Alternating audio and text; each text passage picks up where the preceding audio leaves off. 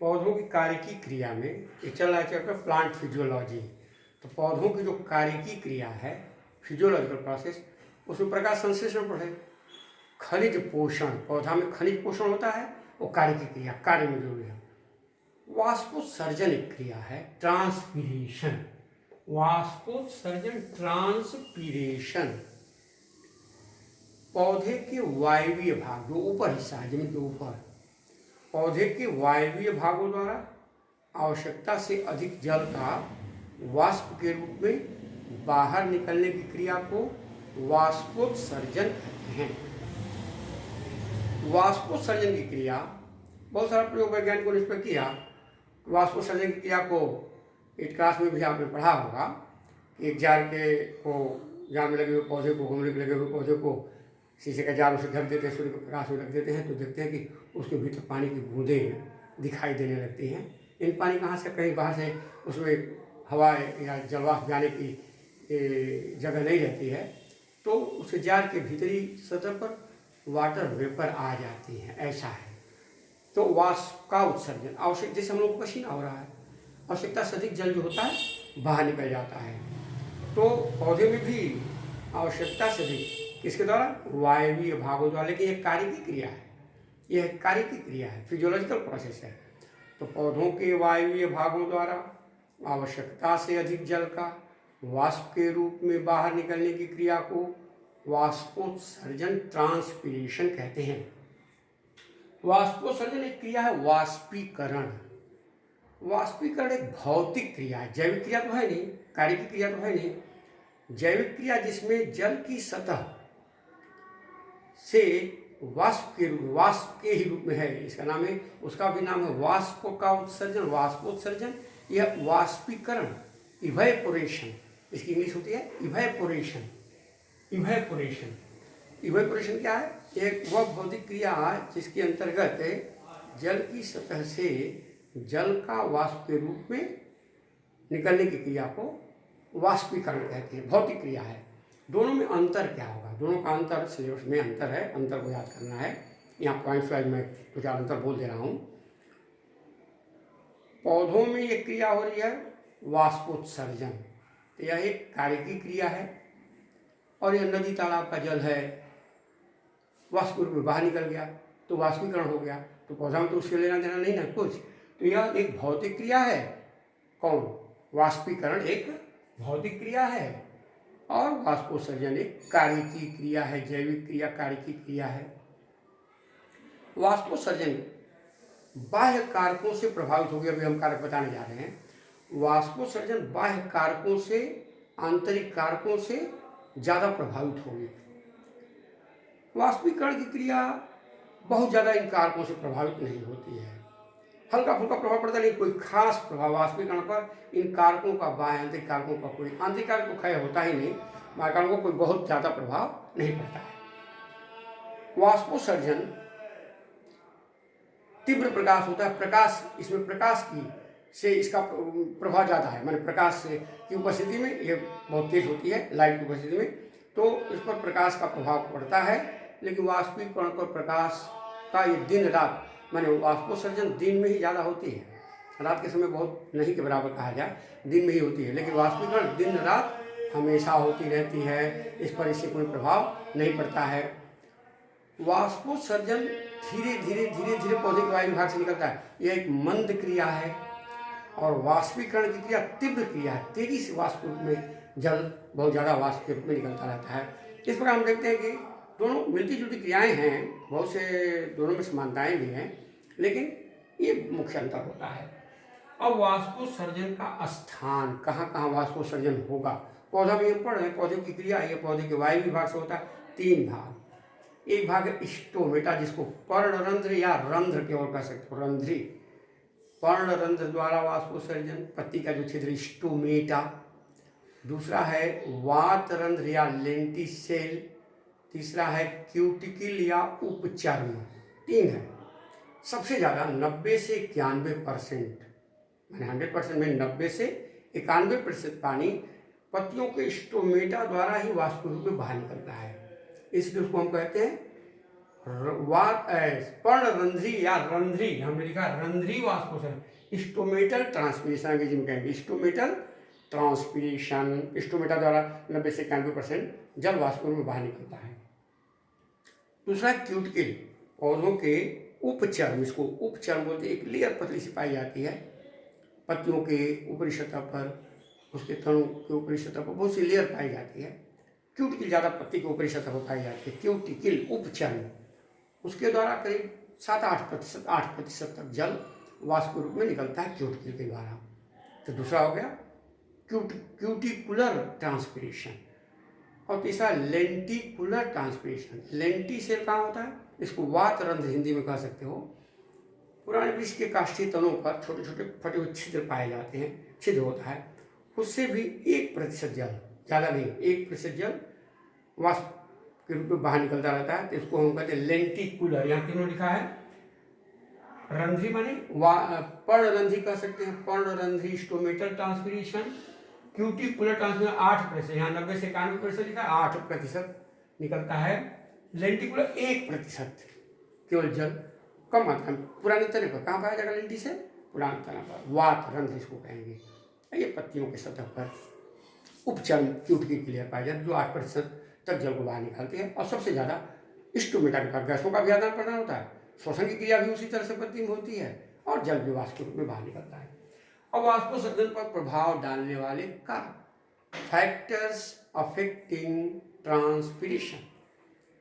वाष्पोत्सर्जन को प्रभावित करने वाले कुछ बाहर के कारक हैं, एक्सटर्नल फैक्टर, और कुछ आंतरिक कारक हैं, इंटरनल फैक्टर। तो बाह्य कारक क्या क्या है, बाहर से क्या क्या प्रभाव पड़ता है, प्रकाश का। प्रकाश की तीव्रता जब बढ़ती है, तेज प्रकाश होता है, तो ज़्यादा मात्रा में जल वाष्प के रूप में बाहर निकलता है। जैसे आप और हम, काफ़ी धूप पड़ती है तो ज़्यादा पसीना होने लगता है, तो पौधा में ज़्यादा प्रकाश पड़ता है तो बहुत ज़्यादा वाष्प के रूप में जल निकलता है। तो इसका प्रकाश का प्रभाव पड़ रहा है, प्रभावित कर रहा है। प्रभावित करने वाले कारक है बाहर से। दूसरा तापक्रम, टेम्परेचर।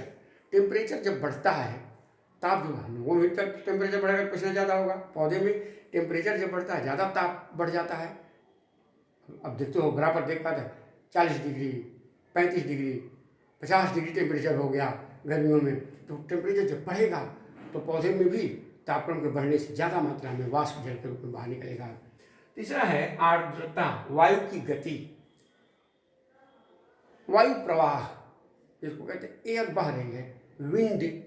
तेज हवा जब चलेगी तो पत्ती की ऊपरी सतह से वाष्प ऐसे हट जाया करेगी, तो तेज हवा बहने से वाष्प हटेगी, फिर और ज़्यादा मात्रा में वाष्प निकलेगी। जितना तेज हवा का प्रवाह रहेगा, वायु प्रवाह इसको कहते हैं, तो उसको वायु की गति से भी वाष्पोत्सर्जन की दर बढ़ जाती है। आर्द्रता, आर्द्रता है नमी। आर्द्रता शब्द ह्यूमिडिटी को कहते हैं, इंग्लिश में इसको कहते हैं ह्यूमिडिटी। वायुमंडल में नमी की मात्रा अगर ज़्यादा बढ़ जाए तो वाष्पोत्सर्जन कम हो जाएगा, क्योंकि वायुमंडल में पहले ही से नमी की मात्रा ज़्यादा है, अपेक्षित आर्द्रता उसको कहते हैं। तो देखा जाएगा कि पत्तियों से वाष्प रूप में जल की मात्रा कम निकलेगी अगर ह्यूमिडिटी बढ़ जाए। और ह्यूमिडिटी, आर्द्रता अगर कम हो जाए, वातावरण शुष्क थोड़ा हो जाए, ड्राई हो जाए, माने नमी आर्द्रता कम हो जाए, तो वाष्पोत्सर्जन की दर बढ़, उल्टा होता है। माने आर्द्रता के बढ़ने से वाष्पोत्सर्जन की दर कम हो जाती है, और आर्द्रता ह्यूमिडिटी के कम होने से वाष्पोत्सर्जन की दर तीव्र हो जाती है। ये उल्टा प्रभाव पड़ता है। ये बाहर से कारक है। अंदर से क्या कारक है, पत्तियों की बनावट। पत्तियों में वायु कोश हैं, स्टोमेटा खुले हुए हैं, तो स्टोमेटा से ही वाष्प रूप में ज़्यादा बाहर निकल रहा है। 90 से 91% हमने बताया पानी निकल रहा है वाष्प रूप में, तो स्टोमेटा का मुंह खुला हुआ है। तो पत्तियों की बनावट कैसी है, उसमें ज़्यादा एयर स्पेस है या सघन है, थोड़ा छोटा वायु कोश उसमें है। तो जब ज़्यादा एयर स्पेस रहेंगे, पत्तियों की बनावट आंतरिक रचना में पैलिसेड पैरेन्काइमा, स्पंजी पैरेन्काइमा से मिलकर होता है, तो उसमें ज़्यादा जगह रहने से ज़्यादा वाष्प में पानी निकलेगा। पूरी पत्ती से जो पानी अवशोषित हो रहा है आकर के इकट्ठा हो गया, ज़्यादा पत्तियों की बनावट आंतरिक रचना भीतर से वो प्रभाव डालेगी।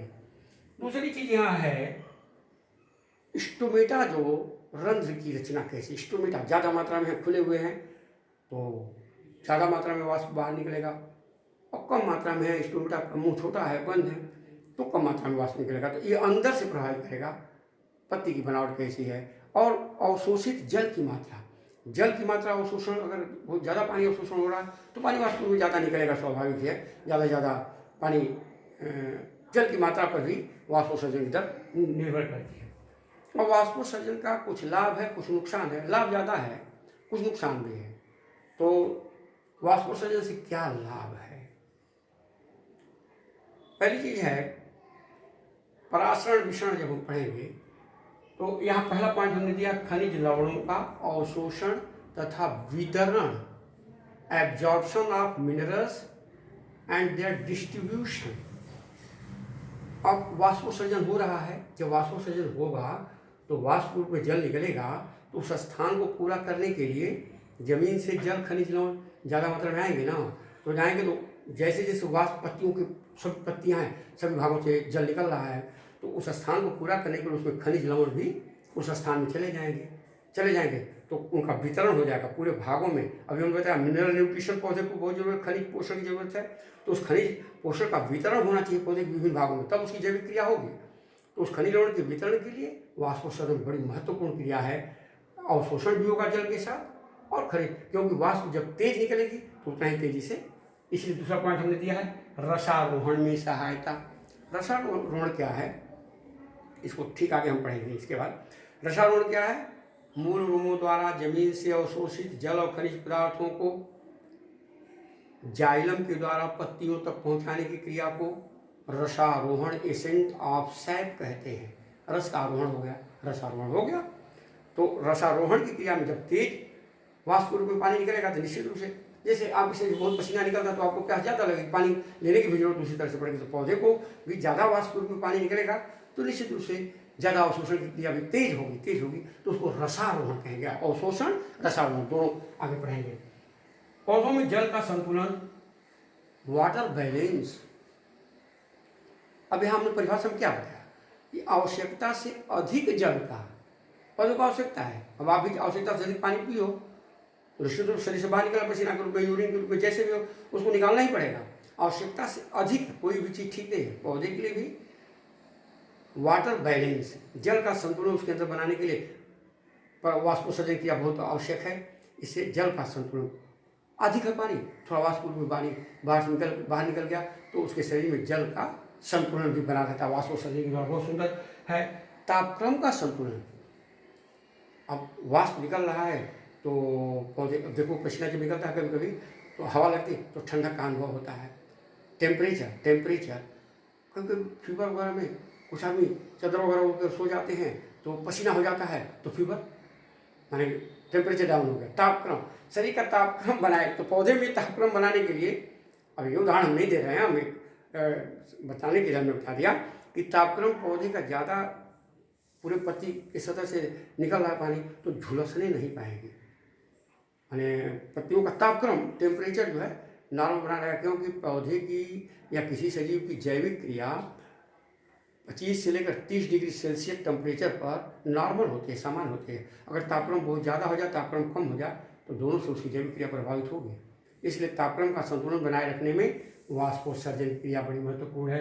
ये लाभ हुआ, लेकिन हानि भी है, क्योंकि वाष्पोत्सर्जन जब हो रहा है तो उसकी एनर्जी क्षय हो रही, कम हो रही है, ऊर्जा उसमें कम हो रही है निश्चित रूप से। तो ऊर्जा का क्षय हो रहा है और ज़्यादा वाष्प रूप में जब पानी निकलने लगेगा तो पौधे को मुरझाने की भी संभावना है, विल्ट कर जाएगा, पौधा मुरझा जाएगा। तो पौधे को मुरझाने से बचाए रखने के लिए, हाँ, यहाँ पर एक चीज़ और कही जाती है कि वाष्पोत्सर्जन पौधे के लिए एक आवश्यक बुराई है, नेसेसरी इविल है। अब कहोगे बुराई कहीं आवश्यक होती है? ये बड़ी आश्चर्य की बात है। बुराई आवश्यक तो होती नहीं, बुराई तो बुराई है, खराब है, लेकिन यहाँ आवश्यक बुराई है। आवश्यक है क्यों? कि खनिज लवण और जल का अवशोषण तेजी से होगा, रसारोहण तेजी से होगा, इन सब क्रियाओं के लिए वाष्पोत्सर्जन बहुत जरूरी है। लेकिन बुराई है, पौधा मुरझा जाएगा, उसका तापक्रम ठीक नहीं रहेगा, पौधे के शरीर का डिसबैलेंस, असंतुलन होने लगेगा। तो पौधे के लिए एक तरह से हानि भी है, लेकिन हानि के साथ साथ इसका होना एक तरह जैविक क्रिया, हमने बताया कि जीवन से संबंधित फिजियोलॉजिकल क्रिया है, कार्य की क्रिया है। तो कार्य की क्रिया नहीं होगी तो पौधे की बहुत सी क्रियाएँ रुक सकती हैं, नहीं हो पाएंगी जीवन संबंधी क्रियाएं। इस तरह से वाष्पोत्सर्जन और इवेपोरेशन, जिसको वाष्पीकरण कहते हैं, दोनों में अंतर आपको जानना है, 3-4 पॉइंट। और इसके बाद वाष्पोत्सर्जन को कितने प्रकार का होता है, स्टोमेटा द्वारा, लेंटिसेल द्वारा, क्यूटिकल द्वारा। इसके बाद वाष्पोत्सर्जन को बाहर से प्रभावित करने वाले कारक, अंदर से प्रभावित करने वाले कारक कौन कौन हैं, वाष्पोत्सर्जन से पौधे को क्या क्या लाभ है, और 1-2 थोड़ी सी नुकसान भी होता है। सिलेबस में दिया कुछ हानियाँ कुछ लाभ, दोनों मिला के छोटे छोटे पार्ट में करके ये चैप्टर है, माने फिजियोलॉजिकल प्रोसेस ऑफ लाइफ। पौधों में हम पढ़ रहे हैं, पौधों की कार्य की क्रियाओं में, ये थोड़ा थोड़ा करके अब इसके बाद आगे बात देता है।